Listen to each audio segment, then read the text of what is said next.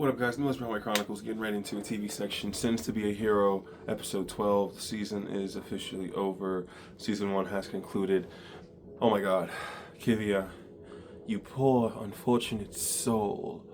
Kivia, fuck. Kivia, I love you. It was necessary. Wow. Wow. I'm gonna start off right now by saying Spriggan was what I've been talking about for the last few episodes. I've been telling you guys that Spriggan has to be important. Gotta learn the truth about what he is, what he's in hands with, blah, blah, blah. They made him unimportant in the first 5 minutes of this goddamn episode. They made us forget about Spriggan just like that when he got punked by who we know as Rhino, who's truly Puck Puka, who is also a Demon Blight, who, again, my question about Demon Blights is how many of them are already inside of the High Council and High Priests and all that stuff? They're littered through it already. It was more stunning at how we really watched Spriggan for 3 episodes move people around, hire the Iron Well and Lydio Sodric and Bujam and Shiji Bao, and how he had all of them under his finger, you felt like, only to get punked in an immediate moment. More because Teorito was just clever. I thought she really may have been stabbed. She was that clever in a moment, put a blade up and said, "Not today! Fuck y'all!" She said, "Xylo got me this knife, I'm gonna use it." And that girl was smart on the point, and then Xylo kicked that bitch into Kingdom Come, kicked Spriggan's half body. Just, okay? Rhino Puck Puka's speech is more terrifying. I'm telling you guys for a second, I knew it was Rhino, right? When he walks up. But I'm thinking, the way you're talking, the way you're moving, even though I know Rhino already sounds cryptically like this, like he wants to move things in his own direction and do things his way, it more turns into, holy shit, you really are this cold-hearted towards fairies, demon blights, other species of your own. You don't give a damn about any of them. And that's why you'll work with humans, because humans in the same right love themselves and preserve themselves, but sometimes know it's a sacrifice. What the hell? What a flex. Such a moment to be like, yeah, you guys thought you knew what the main goal of this show was, who Spriggan was, how important he was. He got obliterated and then was crawling for his life until Puck Puka decided to basically just slam him into a wall and then splat his face with a shoe. So, scene over, we're moving on. Them being told by Frenzy after they're done with everything, even this moment with Spriggan, being told by Frenzy that the second holy city or holy guard is basically destroyed. It was a distraction to get them all to focus on protecting this fortress, but now the second fortress is destroyed. I think I'm saying that right, I might be saying it wrong, but the second fortress that they have has now been destroyed because it was a distraction to get them all to focus on this, but now the fairies have now completely destroyed that one. So another thing that's kind of popping off Xylo's face, Teorito's face, more just in disbelief that they've just done so much and yet somehow nothing's really changed. But really, in this episode, it really is about Kivia. It really is about Kivia understanding what her uncle is, finding out the truth about what her uncle is from Frenzy, taking her right-hand command, Rajit, who she loves like a fucking, I feel like a husband almost, a work husband if you would, where might not be together, but Rajit's somebody who's always had my back type shit, and walks into her uncle's office, whatever you want to call it, office room, whatever, and essentially begins to interrogate him in a subtle, but I understand kind of way.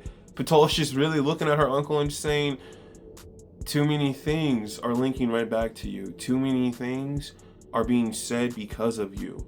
Right when he asked, did you interview Lydio Sodric? She immediately knew, yes, I did. And we found out that Zelkov is how he calls it. Only people from the north call Zelkov. Mikhail Zelkov. And she's just like, Zelkov.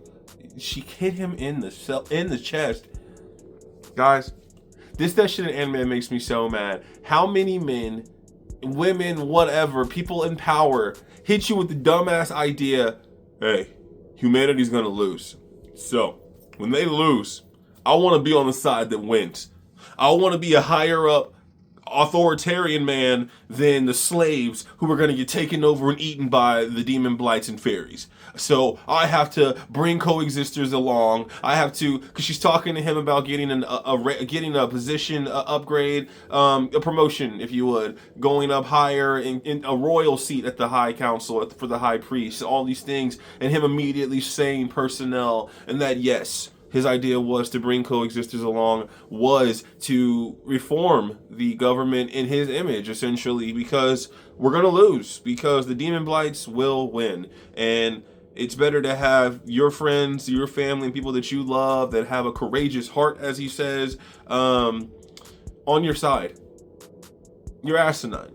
You're selfish. And the same reason he called Kivia selfish for wanting to not murder people she's never met, for being okay with defending and protecting people that she may never know. The same thing that Xylo stood for when he talked to her about, yes, I'm not getting any glory or any praise, but I do take solace knowing that I am defending the little guy, the person who cannot defend themselves from evil and tyranny. I am okay with that. And it was her uncle looking at her and almost calling her naive, immature, dumb, if you would, because you want to protect people you can't see. You just need to keep your family, your friends, and people close to you in your heart, and everybody else can die. He said that's her ego talking for why she wants to protect people, for why she wants to defend people who cannot defend themselves. He was a piece of shit who wanted to justify his means by saying self-preservation is all that matters. And I'm sorry, if the world is going down in flames, I'm gonna hold everyone I love close to me, but I'm not gonna throw flames on somebody else's house. I'm just gonna deal with the flames as we all have to. There's no conversation that makes sense when it comes to sacrificing everybody else for what you think is okay. It just blew my fucking mind that he literally called her immature and said, that's your ego talking because you want to defend people that you can't see, because you want to protect people that don't matter to your heart initially. I don't give a fuck.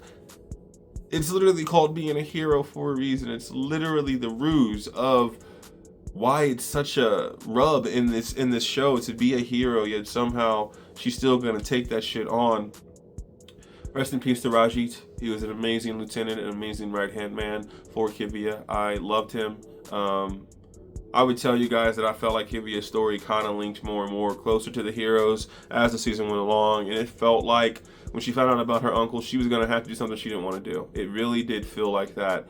And the craziest part in the moment is that Rajit didn't hesitate to protect her, didn't hesitate to kill him, to let himself die, not even kill himself, to let himself die to protect Kivia. And the moment with her uncle, not even hesitating to look at her and try to fire on her right after he just blew away Rajit's left half. Are you fucking serious? The rage in her eyes was so real and so painful, cutting his arm off, and then him going to throw a fucking knife at her eye immediately, saying, I did look at you as a daughter. Like he had the drop on her, like he had some skills she doesn't fucking have. She's a goddamn captain. She's a captain for a reason. She's fucking really skilled. You're a fucking naive old man who wants to preserve your life because you think that humanity will lose this battle. You're fucking selfish. She needed to kill you, and it was necessary. But that shit was almost crazy, that he was almost, I'm sorry, I did really look at you as a daughter. Like, he was getting ready to finish her off, and oh fucking contraire, she fucking took your life because you're a pussy. Wow. I'm more heartbroken as to what happened immediately. I hated it. A part of me said, even as the people walked in and saw Marlon on the ground and everything with the knife with the sword in his face, and Raji didn't have, she said she went through all the records, went through all of the books and all that shit, and she saw that all of it meant that he was paying people off and he was doing things he shouldn't have done. So there's factual proof, yet somehow you see her getting walked in chains and sentenced to be a hero. Literally, like, it was the only thing that could happen. They said executed as a coexister or you're sentenced to be a hero and you won't ever die again. And if you do die, you'll lose your memories if you die too much. What the fuck? You put her in the worst situation when she did something right. She actually did the right thing. And so this show's gonna break me down. I'm gonna be here for the foreseeable future because Kivia did nothing wrong. 100% the right thing to do in that moment was stop somebody who was going to corrupt the whole ideal of us having safety and protection Rather, he'd probably bring in new things to fuck us over, as in humans, because the unit that he said was down there, 7110, not existing, and all the things he was saying to just try to get people to believe that he was doing the right thing is what really hurts my heart the most for Kivia, because she really does feel guilt for killing her uncle, but understands that he was not a good person and he was a very bad man. So it was necessary. But damn, to end it like that, to end it with her cutting her throat and becoming a hero, and I'm literally, nothing happens after that. The fucking episode's over. All I'm thinking about is Xylo next season really going off on her. Why would you do that? Why would you do that? What the hell's going on? Blah, blah, blah, blah. But I also think to myself, they're going to understand something was at play that they could not control. And I think that Frenzy may still be talking to them when season 2 starts. Xylo and Teorita and Sav and Norgal and Tatsuya and fucking Jace and all of them. Dota, Neely even. It may tell them, hey, Kivia knew this is probably what was going to happen to her, but she did it anyway because she needed to stop somebody. It's the craziest thing that no consequences happen to anyone as bad as they do to her. And she lost her best friend and the one man who she really did love through and through in her uncle. So I feel so bad. That being said, Sins to Be a Hero Season 1, you did the damn thing. Aces across the board. I loved it. I was here for every week, every episode. Thank you for making it exciting to love a new anime. I will be back when you come back, and I can't wait to review some more of this because goddamn, it got me hooked, and I'm in it. So that's the end of Season 1. Hopefully it comes back sooner than later, but we shall see, because anime is a whirlwind of mystery. So shit. Alright guys, this has been Midwest Brown Boy Chronicles. I'm your Midwest Brown Boy. Thank you for watching my videos. Like and subscribe. I'll see you guys next week. Peace and love always.